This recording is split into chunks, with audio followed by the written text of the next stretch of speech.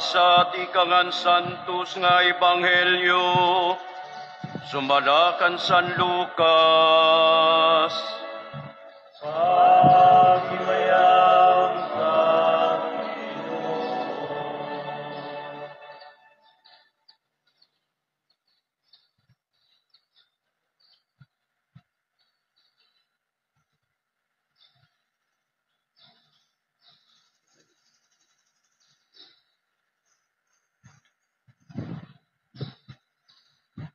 Iginsaysay handuha nga mga tinunan an nahinabo hadalan ngan kung naunan o an era pagpakakilala an Ginoo dida an pagpinit-pinit niya an tinapay.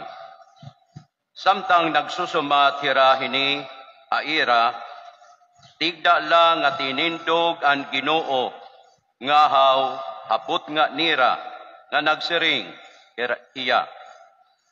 Nagsiring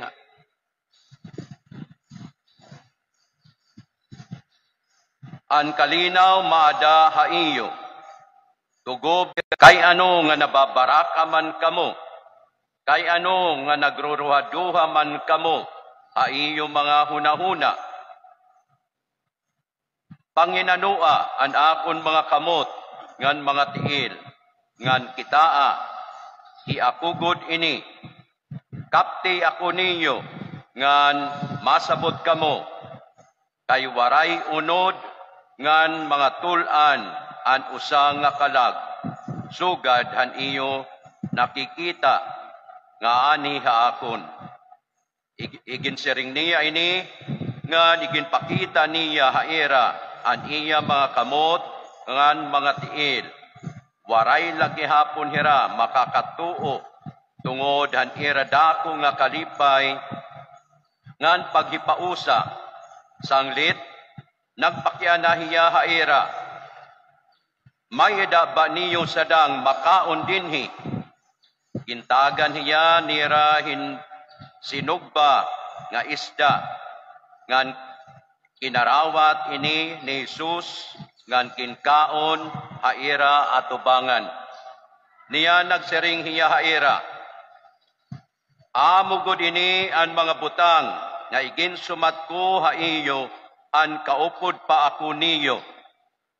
Kinahanglan matuman an nga tanan nga naisurat mahitungod haakon didahan balaod ni Moises ngan mga sinurat an mga manaragna ngan han mga salmo ngan ginbuksan niya an ira mga hunahuna base makasabot hirahan kasuratan ngan nagsiring haira amo ini an naisurat kinahanglan magantos an Mesiyas ngan mabanhaw haikatulog ka adlaw ngan haiya ngaran kinahanglan igwali ang tanan nga mga nasod, ikang ha Jerusalem, an mensahe mahitungod han pagbasol, ngan pagpasaylo an mga sala.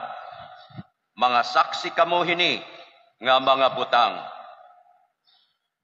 An Ebanghelyo, anaton Ginoo. Pagdayawon ka, O Kristo.